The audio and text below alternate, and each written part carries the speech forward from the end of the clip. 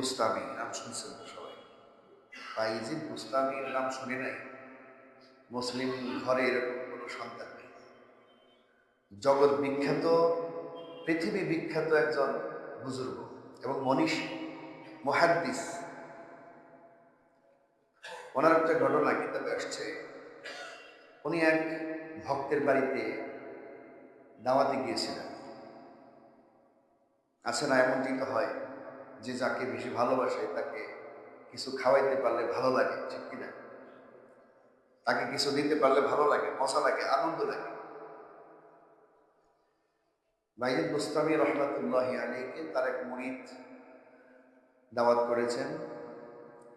তো দাওয়াতের খাবারের শেষে দুধ পান করতে দিয়েছেন, কিন্তু দুধটি ছিল ঠান্ডা। দুধ ছিল কি? ঠান্ডা।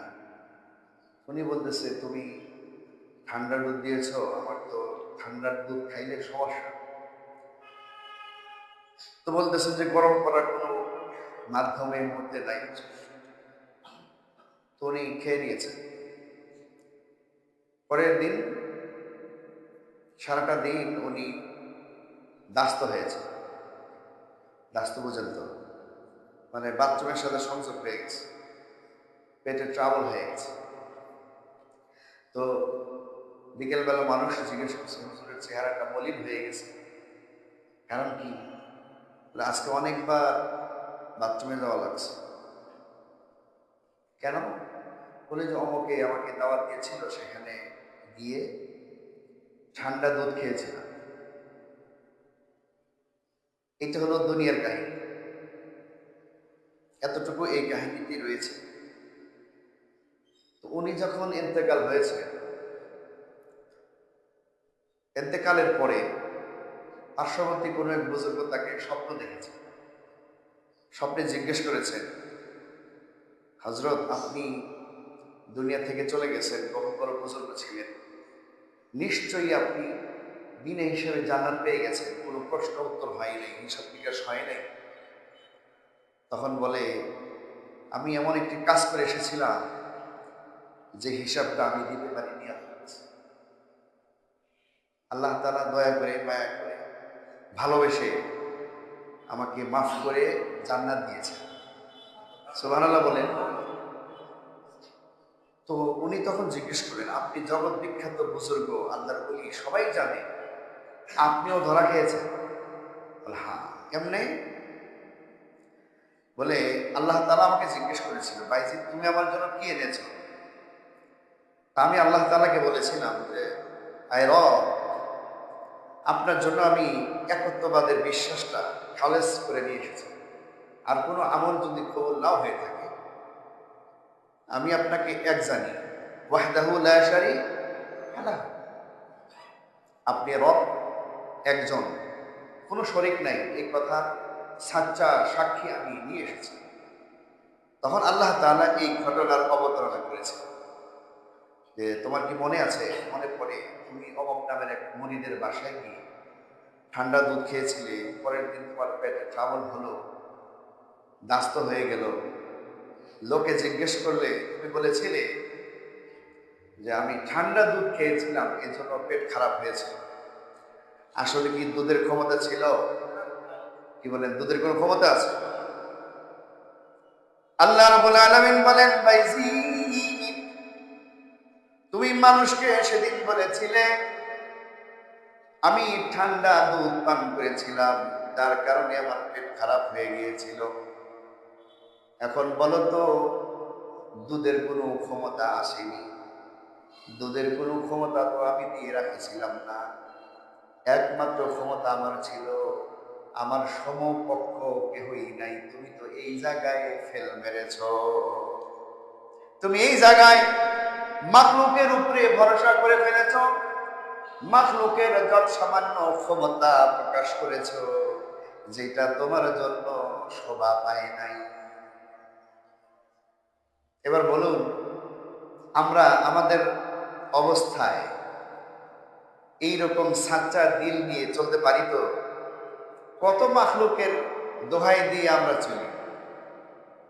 এক নাম্বার যদি বলি, আমি যদি আপনাদেরকে এখন তাশকিল করি, সামনে ইজতেমা আসতেছে, তো ইজতেমার সময় আমরা ওলামা ইকরাম যে ইজতেমায় যাব, আপনারাও চলেন, যেতে রাজি আছেন?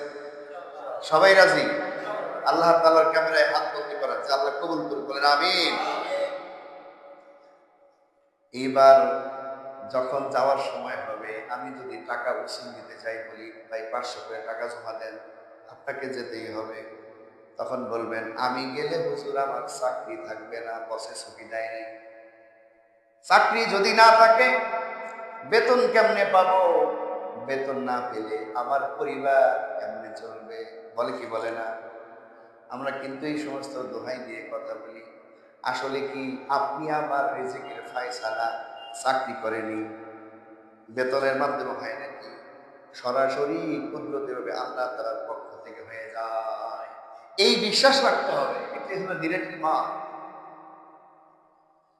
হযরত বাইজিদ বুস্তামি রাহমাতুল্লাহি আলাইহি, উনি এমন একজন জগৎ বিখ্যাত ব্যক্তিত্ব, বুজুর্গ। উনিও এই জায়গায় ধরা খেয়েছেন। তাহলে আপনি আমি কোথায় আছি? তো বুঝাও সুন্নতে আহমদ তুজা বা মুহাম্মদ কাইশাওয়াত নিসবত করা। বলুন তো, আমাদের সবার শরীরের সাথে একটা দুইটা করে হাত আছে। এই হাতটা কার? এই হাতটা কার? এই মুহূর্তে কার? মানে আমরা স্বাভাবিকভাবে যদি প্রশ্ন করি, হাতের মালিক কে? মূল মালিক আল্লাহ। এখন ব্যবহার করতে দিয়েছেন কাকে? তাহলে আমাকে এই শব্দের তো ব্যবহার করা যায়, তাই না? আল্লাহর মাল আমাকে দিয়েছে ব্যবহার করার জন্য। সেই দিক থেকেই যদি প্রশ্ন করি, এই দুইটা চক্ষু কার? বর্তমান ব্যবহার করতে দিয়েছেন আমাকে, সুতরাং আমার। দুইটা পা আল্লাহ তাআলা দিয়েছেন, সুতরাং এটার মালিকও বর্তমান আমি। একটা সুন্দর মুখ দিয়েছেন, জিহ্বা দিয়েছেন, এটারও বর্তমান মালিককে আমি। সবকিছু জিজ্ঞেস করলে কিন্তু আমরা সবাই বলি আমার, আমি, আমার, আমি। যদি একটা বাড়িতে জিজ্ঞেস করা হয় এই বাড়িটা কার, বাড়িওয়ালা বলবে আমার না আল্লাহ। বাড়িওয়ালা কি বলবে? আমার। শুধু জানেন না এটা? এটা আমি 20 লক্ষ টাকা খরচ করে বানিয়েছি, এত সালে বানিয়েছি। একটা সুন্দর গাড়ি এখানে পার্কিং করা। আমি জিজ্ঞেস যদি করি এই সুন্দর গাড়িটা ভাই কার? এত সুন্দর গাড়ি, যার গাড়ি সে একটা সুযোগ পাবে, মনে মনে ভাববে এত মানুষের মাঝে বলবো গাড়িটা আমার, সবাই জানবে, ওহ কত মজা। মানুষের সামনে নিজেকে প্রকাশ করতে মজা লাগে কি লাগে না? একটু কথা বলেন আমার সাথে। মানুষের সামনে নিজের অনেক কিছু প্রকাশ করতে খুবই আনন্দ লাগে, এটা শয়তানি ধোঁকা। ওই লোকটি বলবে ওই গাড়িটা আমার কিছু, এই গরিব মানুষ একটা গাড়ি কিনছে। গরিব মানুষ হলে কি 20 লক্ষ টাকা দিয়ে গাড়ি কেনে? সুবহানাল্লাহ। আমরা সবকিছুই বলি আমার অথবা আমি, আমার অথবা আমি। আমি আপনাদের কাছে এই জায়গায় একটা প্রশ্ন করতে চাই। হাত যদি আমার হয়, চোখ যদি আমার হয়, কান যদি আমার হয়, মুখটাও যদি আমার হয়, পাটা যদি আমার হয়, বক্ষ, পেট, পিঠ যদি সবকিছু আমার হয়, এবার বলুন তো আমি কে? আমি কোনটা বলেন? এসবই তো আমার, তাই না? আমি কোন জিনিসটা? আমি মানে আমি যে দাবি করছি, আমি কোনটা বলেন? মানে প্রশ্ন মনে হয় বুঝেন নাই। এই হাত আমার, পা আমার, চোখ আমার, কর্ণনাসিকা সব কিছু আমার, কিন্তু আমি কোন জিনিস? আমি কোন জিনিস এটা চেনার দরকার আছে না নাই? আছে। আমি বলতে বোঝাই হলো রূহ। আব্দুল্লাহ আর আব্দুর রহমান যদি মারা যায়, ওই যে একটা লাশ পড়ে আছে, তখন মানুষ কি বলে? আব্দুল্লাহর লাশ পড়ে আছে, আব্দুর রহমানের লাশ ওই মর্গের মধ্যে পড়ে আছে। আত্মীয় স্বজনকে বলে গিয়ে নিয়ে আসো। আগস্ট মাসে বিজয়ের সময় কত মায়ের বুক খালি হয়েছে, স্টুডেন্টরা শহীদ হয়েছে, বাবে মায়ে কিছুই জানে না। একটা রিক্সাওয়ালা বাবার ঘটনা এমন দেখলাম, রিক্সাওয়ালা রাস্তার পাশে যাচ্ছে, 3 তারিখ, সম্ভবত আগস্টের 3 তারিখ, দেখতেছে রাস্তার পাশে একটা ছেলে ভয়াবহ আহত অবস্থায়, বিশ্রী অবস্থায় পড়ে আছে। রিক্সাওয়ালা নিজে কষ্ট করে টেনে রিক্সায় তুলে নিয়ে গিয়েছে হসপিটালে। হসপিটালে যখন জমা দিয়েছে, ডাক্তাররা যখন পরিষ্কার করেছে, চেহারাটা যখন বের হয়েছে, তখন দেখতেছে তার ওই ছেলে। কত হৃদয় বিদারক ঘটনা। বাবা সন্তানের লাশ যদি বহন করে, দুনিয়ার মধ্যে এর চাইতে ভারী আর কিছু হতে পারে না, ঠিক কিনা বলেন? বাবার কাঁধে সন্তানের লাশ। আল্লাহ তাআলা আমাদের সকল সন্তানকে হায়াত দারাজ করে দিক, বলেন আমিন। তাহলে আব্দুর রহমান মরে গেলে তখন বলা হয় আব্দুল্লাহর লাশ, তার মানে আব্দুল্লাহ চলে গিয়েছে রবের কাছে। আব্দুর রহমানের লাশ পড়ে আছে, কিন্তু আব্দুর রহমান চলে গিয়েছে কার কাছে? আল্লাহর কাছে। আমি আপনি এখানে বসে আছি, আল্লাহ না করুক যদি ধপাস করে পড়ে যায় আর সাথে সাথে মরে যায়, সলিমউদ্দিন কলিমউদ্দিনের লাশ পড়ে থাকবে, সবাই বলবে সলিমউদ্দিন মরে গেছে, তার মানে সলিমউদ্দিনের লাশ পড়ে আছে, রুহটা চলে গেছে। তাহলে আমি বলতে কি বোঝাই? রুহু। আমিটা কি? রুহু। এবার বলেন রুহের মালিক কে? কি আমি আপনি? তাহলে যেই জিনিসের মালিক আমি না, সেই জিনিসের বড়াই কিন্তু আমরা সবাই করতেছি, ঠিক না ভাই? ঠিক। বড়র বড়াই করলে খোদার রহমত আসে না, নিজেকে তুমি ছোট মনে করিও সদা। রাজি আছি তো সব? উঁচু জমিন থেকে পানি, নিচু জমিন যায়।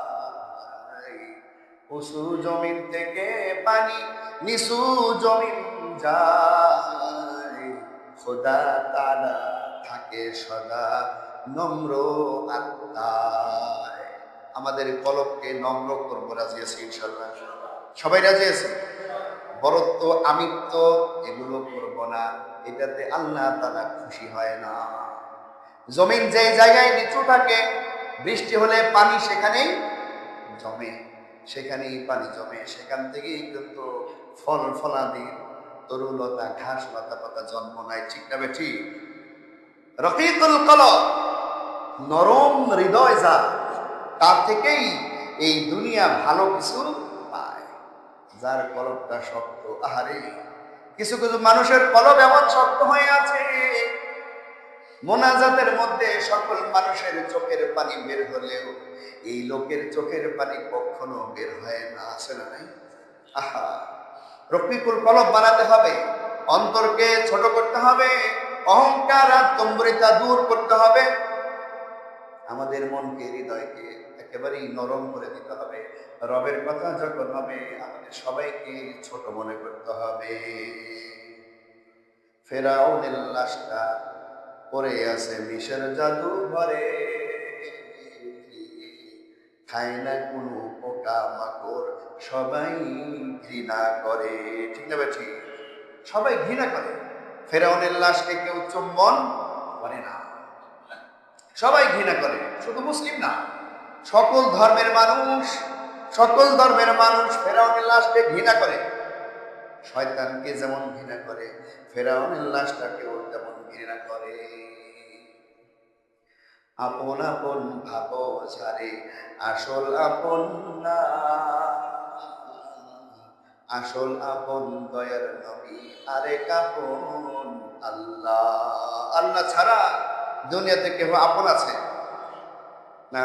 আমার ছেলে আপন, আমার মেয়ে আপন, এরকম নাকি? কখনোই না, কখনোই না। লিখে রাখতে পারেন, আপনার ছেলে আপনার আপন না, আপনার বাবাও আপনার আপন না, আপনার মাও আপনার আপন না। বিপদে পড়লে দেখবেন তারা দৌড়াই ভাগতেছে, তারা কিন্তু আপনার কাছে সেই সময় কাজে দেবে না। আপন আসলে কে? আল্লাহ। আহা, আরহামুর রাহিমিন। আল্লাহর চেয়ে আপন আর দুনিয়াতে আর কেউ নাই, কেউ নাই, একেবারেই কেউ নাই।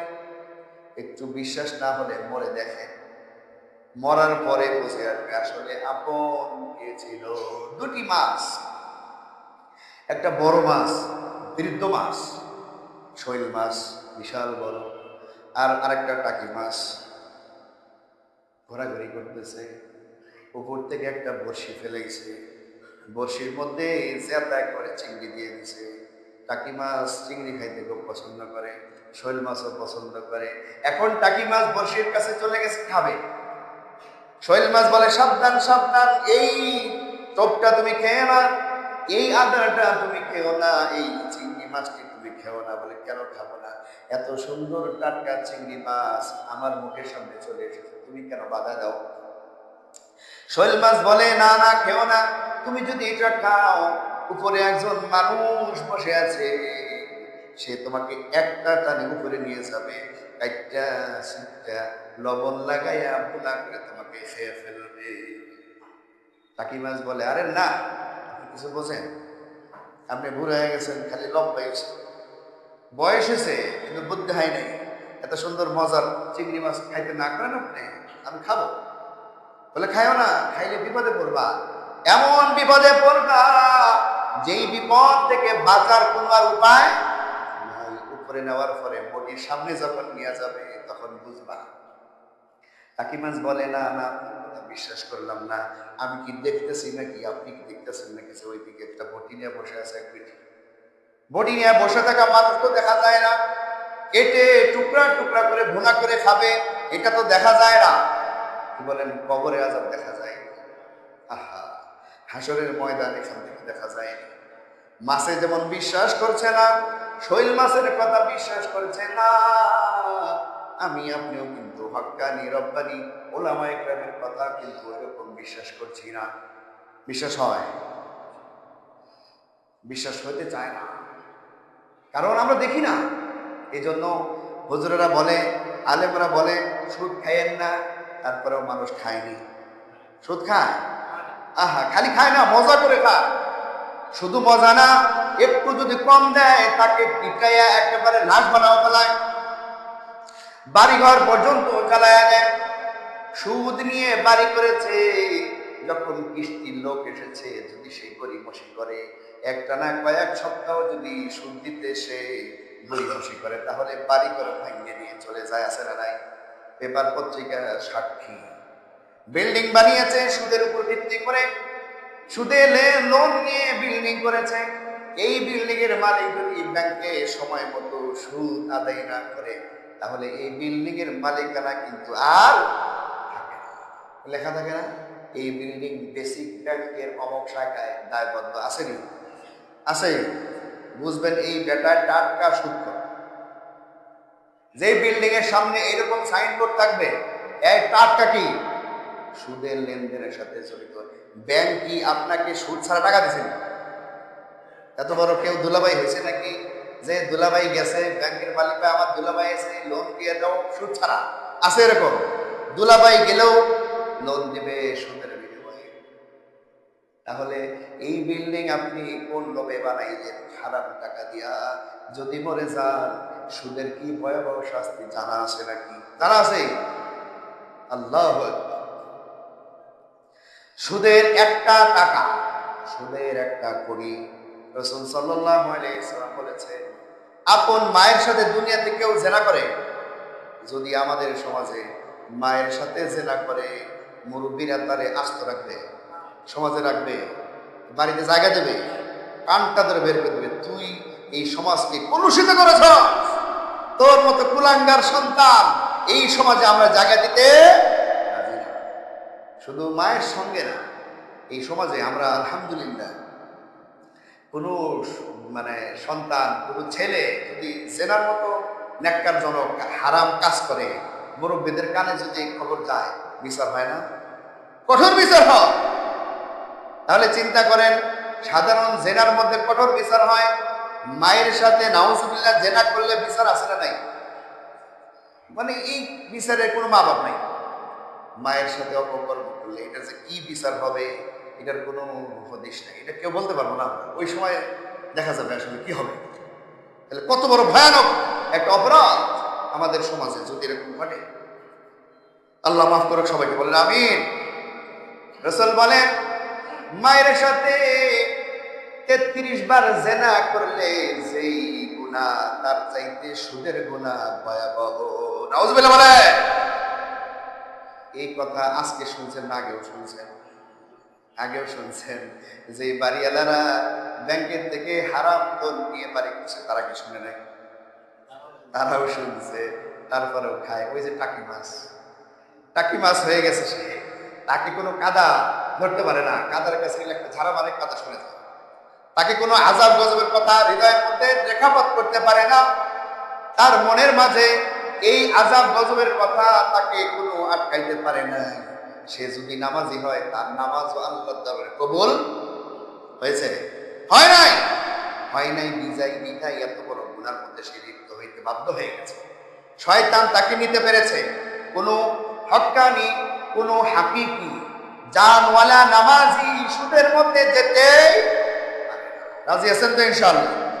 যে গিয়েছে সে তওবা করবেন, বলেন আস্তাগফিরুল্লাহ রাব্বি মিন কুল্লি যামবিন ওয়া আতুবু ইলাইহি।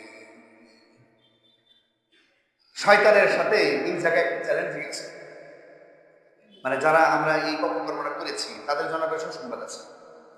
ইন্না শাইতানা ক্বাল, শয়তান আল্লাহর কাছে বলে, ইয়া রাব্বি ইজ্জাতুকা, ও রব তোমার কসম কে আমি বলছি। কে বলছে এই কথা? শয়তানের নাম কি? ইবলিস।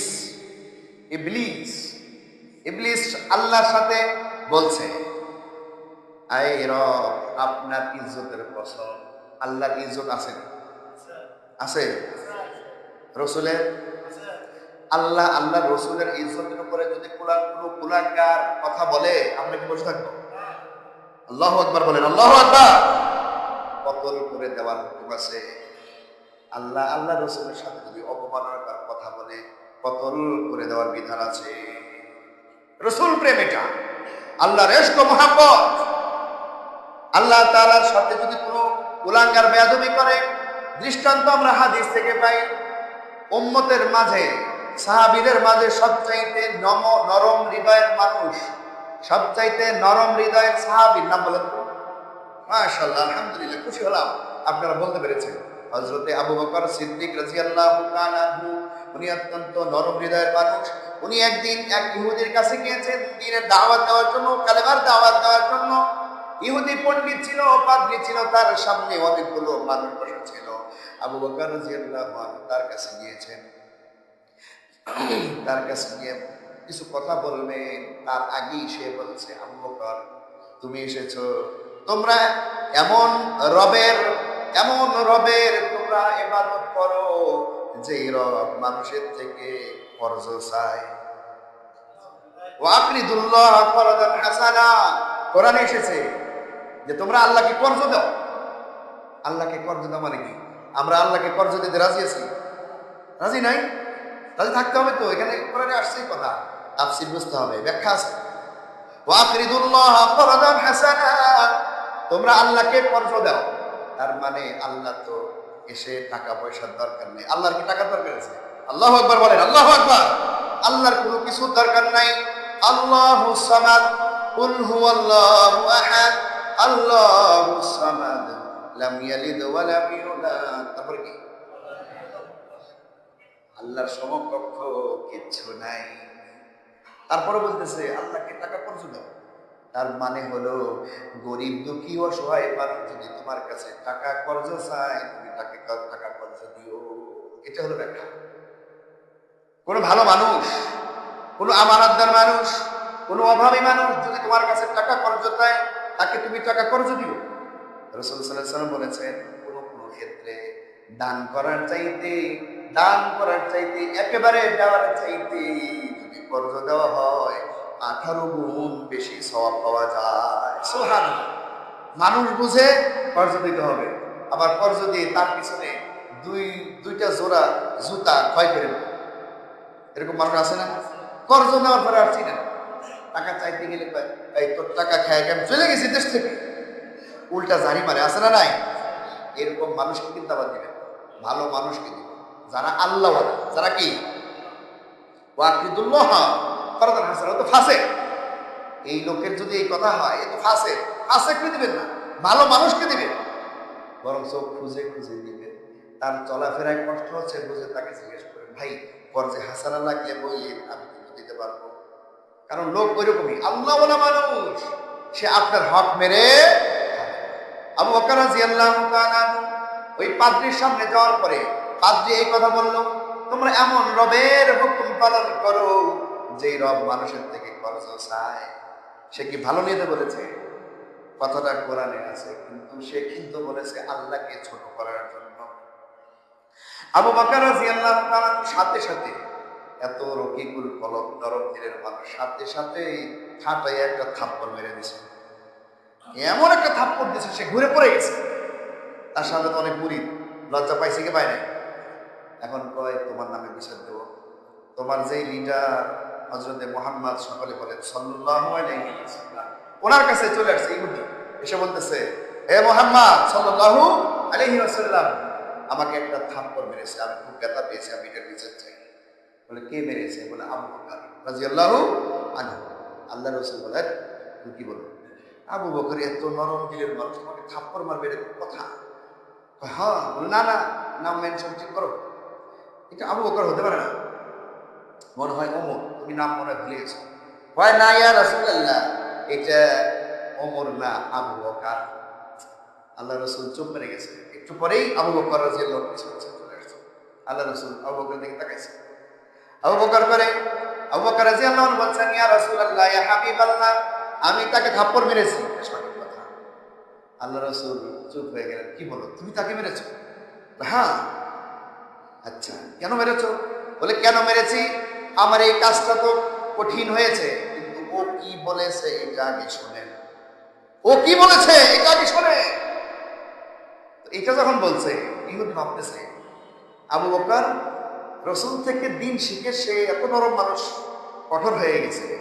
আমি যে কথা বলেছি খুব বেদবি হয়েছে, এইটা যদি নবী শোনে তাহলে তো আমাকে এখানে শেষ করে। ও উচ্চ দৌড়, ভয়েই দৌড়, যে বিচার আমি চাই না। ওই যে বলে না, আমি ভিক্ষা চাই না, কুত্তা খেদাও। কুকুরওয়ালা বাড়িতে ফকির গেলে কেউ কেউ করে না, ফকির বলে ভিক্ষা চাই না, কুত্তা খেদাও। ওই ইহুদির কাহিনী আছে তা। তাহলে মুহাম্মাদুর রাসূলুল্লাহ ওয়াল্লাযীনা মাআহু আশিদ্দাউ আলাল কুফফার রুহামাউ বাইনাহুম। আল্লাহ তাআলা স্বয়ং ইরশাদ ফরমাইছেন মুহাম্মদ আমার রাসূল, মুহাম্মদ আমার রাসূল, এবং রাসূলের যেই সাহাবীগণ তারা আপোষের মধ্যে অত্যন্ত নরম হৃদয়ে, একে অপরের সাথে অনেক ভদ্র এবং নরম ব্যবহার করে, কিন্তু কাফেরদের জন্য অত্যন্ত কঠোর। ঠিক না ভাই? ঠিক। আমরাও তাই। এই সিফত আমাদের সবার মাঝে থাকতে হবে। রাজি আছি ইনশাআল্লাহ? আমরা যখন আপোষের মধ্যে কথা বলবো, কোনো ঝগড়া ফাসাদ করবো না, কিন্তু আল্লাহ আল্লাহ রাসূল কোরআনকে নিয়ে যদি কেউ কোনো কুলাঙ্গার কথা বলে, ওই জায়গায় আমরা তাদের শিক্ষা দেবো। রাজি আছি ইনশাআল্লাহ? এটাই হলো ঈমানদার, এটাই ঈমানের সিফত। সুতরাং শয়তান আল্লাহ তাআলাকে বলছে আমি আপনার ইজ্জতের কসম খেয়ে বলছি, ইন্না শাইতানা ক্বাল ওয়া ইজ্জাতি রাব্বিকা, ও রব আপনার ইজ্জতের কসম খেয়ে বলছি, শয়তানে কিন্তু আল্লাহকে রব মানে। শয়তান আল্লাহকে কি মানে? রব মানে। ও তো জানে সব কিছু, জানে না? ও জেনে শুনে শয়তান হয়েছে। ও তো একসময় আল্লাহ তাআলা খুব কাছের ছিলেন, সকল ফেরেশতার সরদার ছিলেন। বলা হয় এই দুনিয়ার আমরা যে বসে আছি এইখানেও 1 ইঞ্চি জায়গা ফাঁকা নাই যেই জায়গায় ওর কপাল পড়ে নাই। কত সেজদা সে করেছে আল্লাহকে, এত ইবাদত করেও একটা হুকুম না মানার কারণে সে কি হয়ে গেছে। আমরা কয়টা হুকুম মানি চিন্তা যদি এই জায়গায় করেন, একটা হুকুম মানে নাই, সে একেবারে আল্লাহর কাছে থেকে দূরে সরে গেছে। আর আমরা দিন যায়, রাত যায়, সপ্তাহ যায়, মাস যায়, বছর যায়, কতগুলো হুকুম অমান্য করে চলেছি। কিয়ামতের ময়দানে যখন আমি আপনার আমলনামা দেওয়া হবে, দেওয়ার একটা সিস্টেম আছে, ওই সিস্টেম আজকে বলবো না, সময় নাই। এই আমলনামা অনুযায়ী আমাদের ফয়সালা যখন জাহান্নামের দিকে হয়ে যাবে, রাসূল সামনে গিয়ে দাঁড়িয়ে বলবেন, ওগো আল্লাহ, আমার এই উম্মত আমি স্পষ্ট চিনতে পারতেছি, এই উম্মতকে জাহান্নামে দিবেন না, জান্নাত দিয়ে দেন। সুবহানাল্লাহ। বাঁচাবেন কে?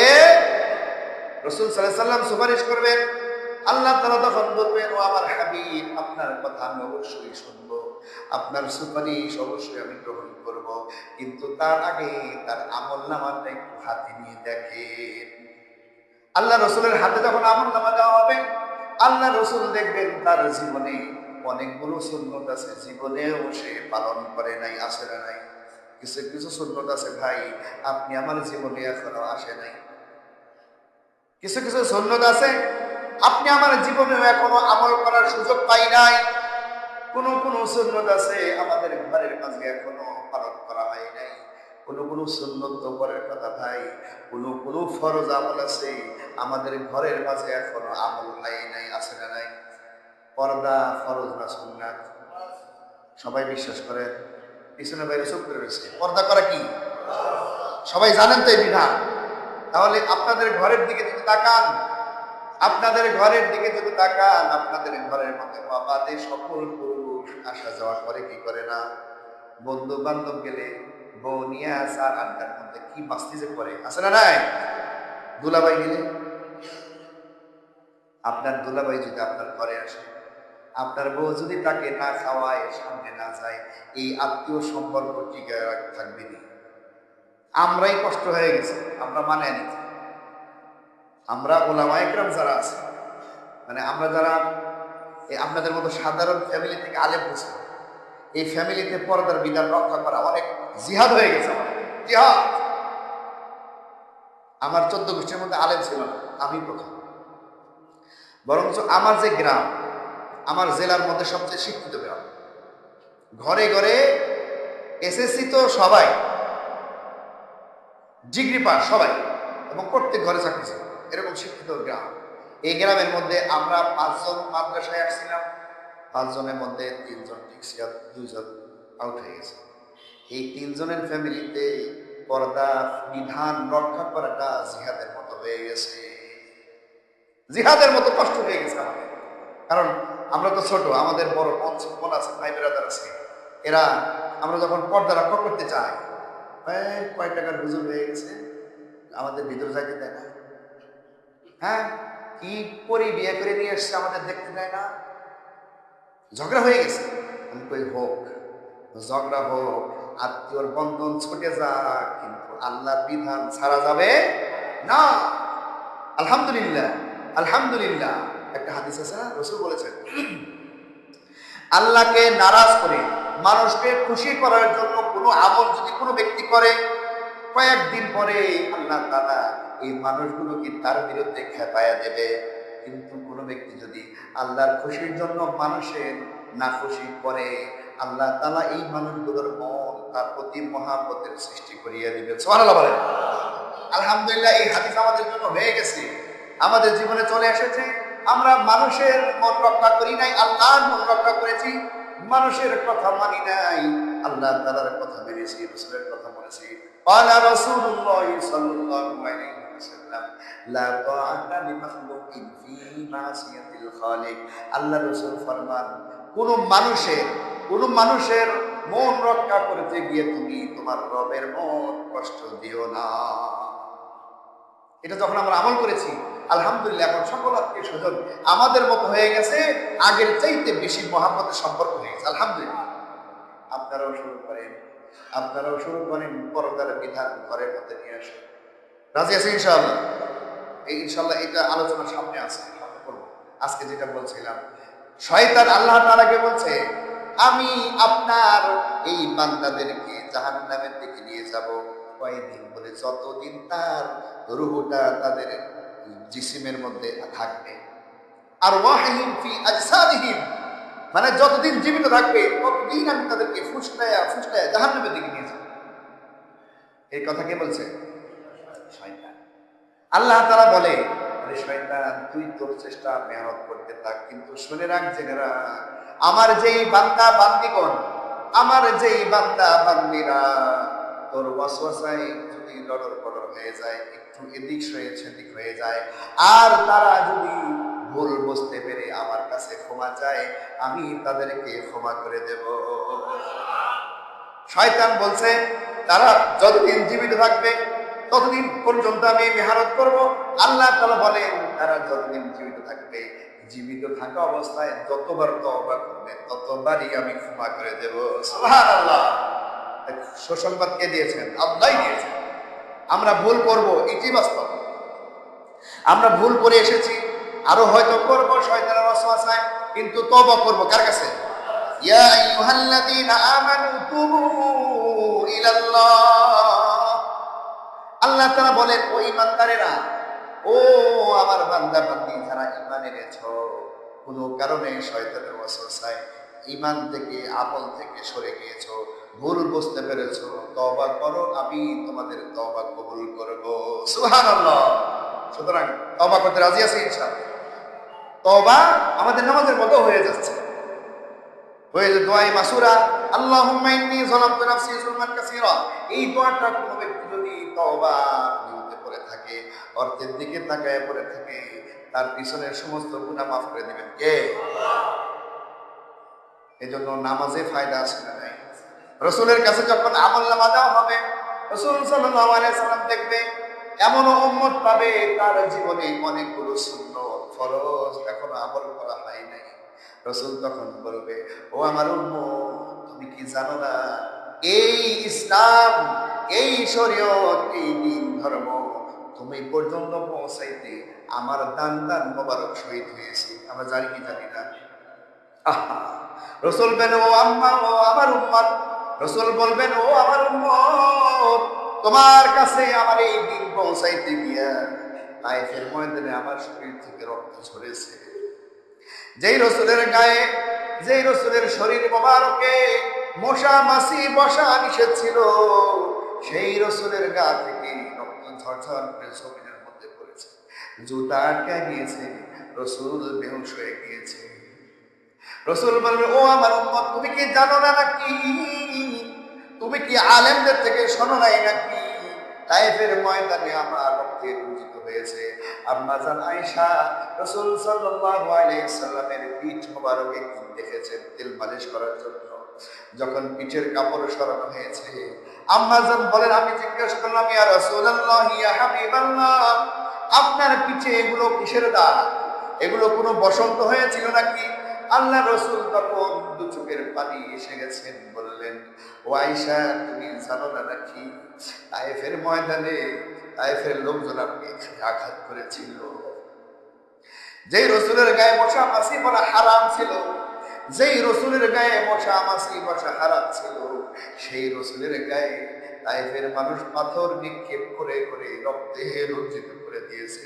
মওত পর্যন্ত এই ক্ষত বিক্ষত শরীরটা রাসূল বয়ে বেড়াইছে। সেই রাসূল তখন উম্মতকে বলবেন, ও আমার উম্মত, তুমি কি দেখো নাই, তুমি কি শোনো নাই, আলেমরা কি তোমাদেরকে বলে নাই তায়েফের ময়দানে আমি কষ্ট করেছি এই দ্বীন ধর্ম তুমি পর্যন্ত পৌঁছায় দেওয়ার জন্য? তুমি কি জানো নাই যুদ্ধের ময়দানে গিয়ে আমার মাথার মধ্যে দুটি লোহার কোড়া ঢুকে নিয়েছিল, ইহুদিরা প্রচার করে দিয়েছিল দ্বীনের নবী মরে গেছে, দ্বীনের নবী মরে গেছে, তোমরা কার জন্য যুদ্ধ করবে, যুদ্ধ ছেড়ে পালাও। ইহুদিরা এইটা যখন প্রচার করেছে, হযরত ওমর রাদিয়াল্লাহু আনহু বলে, কখনো হতে পারে না, রাসূল শহীদ হতে পারেন না। ওমর রাদিয়াল্লাহু আনহু চাই খুঁজে খুঁজে পেয়ে গেছে। রাসূল বলে, ইয়া রাসূলুল্লাহ, আপনি এখানে আছেন, সবাই তারা বলতেছে আপনি শহীদ হয়ে গিয়েছেন।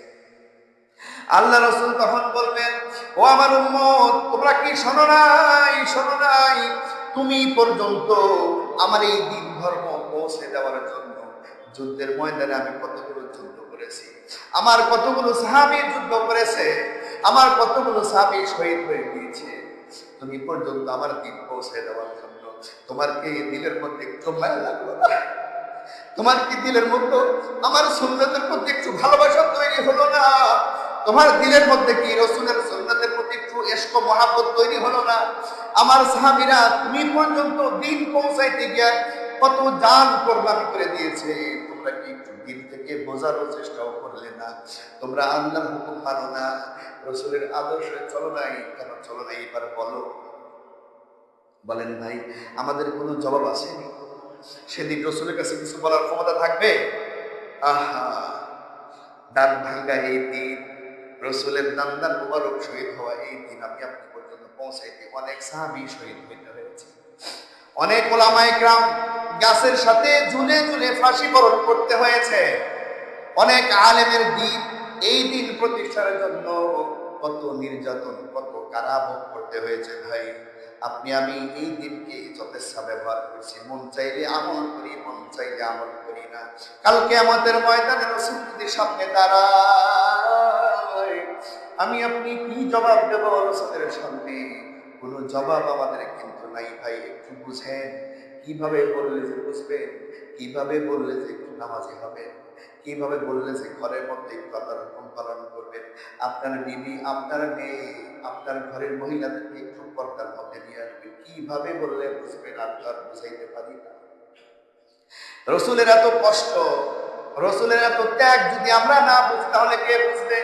রসুলের মিশনের বাস্তবতা যদি আমি আপনি দিন থেকে না বুঝি, উপলব্ধি না করতে পারি, দুনিয়ার আর অন্য কোনো ধর্মের লোক বুঝবে না। কি বলেন, বুঝবে? ভাই একটু বুঝেন, একটু হিসাব করেন। যে ভাইরা নামাজ পড়ি না, একটু চিন্তা করেন। আল্লাহ বানাইছি আমাদেরকে তার হুকুম পালনের জন্য, অথচ আমরা দুনিয়ার পিছনে দৌড়াইতেছি। কয়দিন দৌড়াবো ভাই?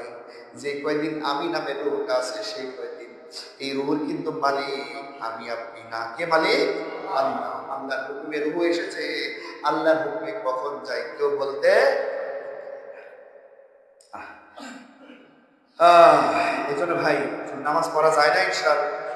5 ওয়াক্ত নামাজ পড়বে এখন থেকে, নিয়ত করেন ইনশাআল্লাহ। হাত উঠায় আল্লাহ তাআলাকে দেখায় দেন, আল্লাহ তুমি এই হাতগুলোকে কবুল করো, বলেন আমিন। ঘরের মধ্যে গিয়ে আজকের এই দাওয়াতটা দিবেন, রাজি আছে ইনশাআল্লাহ।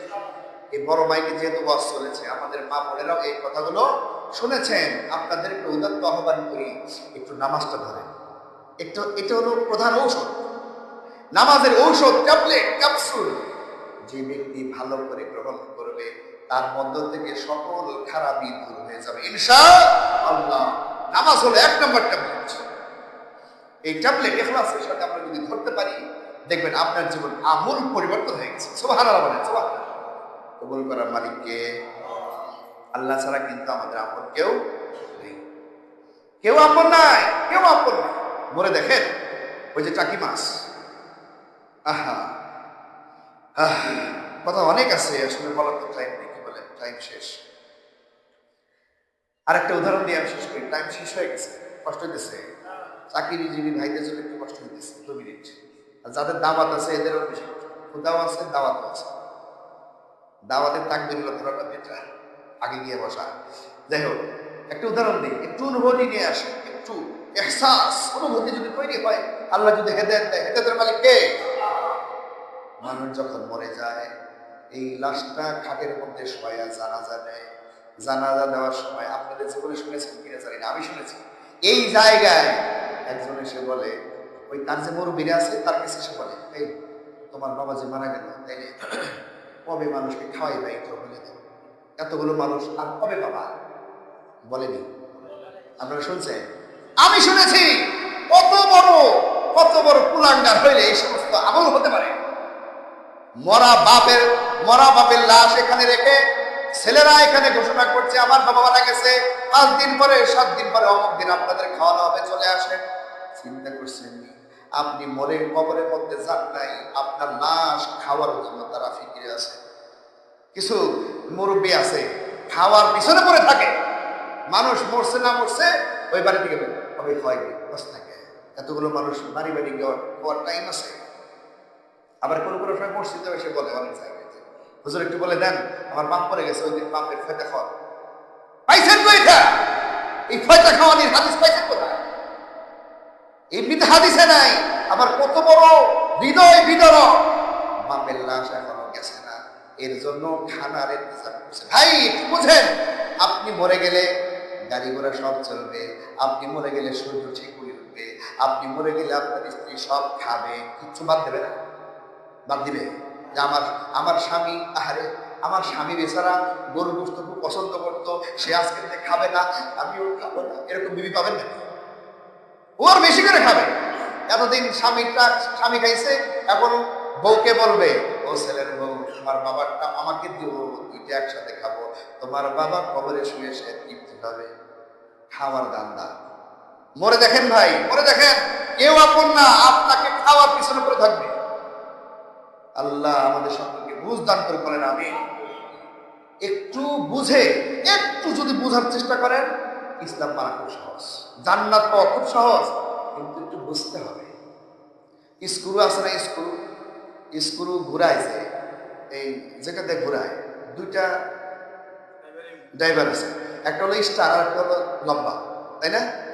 মনে করেন যে এই দুইটা মানে লম্বা যেটা ঢুকে দেয় ঘুরায়, টেস্টারে যে মাথার চিনছেন তো, স্টারওয়ালা যদি ওই কি হয় টেস্টার হয়, স্টারের মাথা টেস্টার হয়, আর যদি দুই দাগওয়ালা ওটার মধ্যে ঢুকায়, এই স্ক্রু জীবনে খুলবে? খুলবে না ভাই, খুলবে না। আপনাদের এই চলাফেরায় কখনো জান্নাতের টিকিট পাওয়া যাবে না। এই হারাম চলাফেরার দ্বারা জাহান্নাম ছাড়া কিন্তু আর পথ নাই ভাই, আমরা সবাই। কিন্তু একটু যদি বুঝি, একটু আল্লাহর হুকুম, একটু রসুলের আদর্শ মহাব্বত করি, ভালোবাসি, তাহলে দেখবেন ওই চেষ্টা দিয়ে একটা ঘোরা দিবেন, জান্নাতের দরজা খুলে যাবে। সুবহানাল্লাহ। শুধু একটু জানার দরকার, সাথে সাথে একটু মানার দরকার, দেখবেন জান্নাতের দরজা খুলে গেছে। এই জমিনে থেকেই জান্নাতের দরজা খোলা যায়। রাজি আছি? জান্নাতের দরজা খুলতে কে কে চান ইনশাআল্লাহ? অজুর শেষে অজু জানেন তো সবাই, অজু নিয়ে একদিন বয়ান করব ইনশাআল্লাহ। অজুর শেষে শুধু পড়বেন আশহাদু আল্লা ইলাহা ইল্লাল্লাহু ওয়াহদাহু লা শারীকা লাহু ওয়া আশহাদু আন্না মুহাম্মাদান আবদুহু ওয়া রাসূলুহু। আল্লাহ রাসূল সাল্লাল্লাহু আলাইহি ওয়াসাল্লাম বলেন, কোন ব্যক্তি যদি সঠিকভাবে ওযু করে এই শাহাদাত আঙ্গুল, কোন রিওয়ায়াতে এসেছে শাহাদাত আঙ্গুল ইশারা দেবে, কোন রিওয়ায়াতে এসেছে শাহাদাত আঙ্গুলের ইশারা দরকার নেই, কারণ ছাদের নিচে ওযু করছে, ইশারা দেবে কিসে? আসমানও দেখা যায়, সুতরাং ইশারার দরকার নাই। শুধুমাত্র এই কালেমায় শাহাদাত যদি কেউ করতে পারে সহিভাবে, আল্লাহ রাসূল বলেন তার জন্য আল্লাহর বানানো 8টি জান্নাতের দরজা পটপট করে খুলে যায়। আমরা খুলতে পারবো না ইনশাআল্লাহ? আল্লাহ তাআলা আমাদের সকলকে এই জমিনে থেকে সহি আমল করে জান্নাতের দরজা খুলে যাওয়ার তৌফিক দান করুন। ওয়া আখিরু দাওয়ানা আনিল হামদুলিল্লাহি রাব্বিল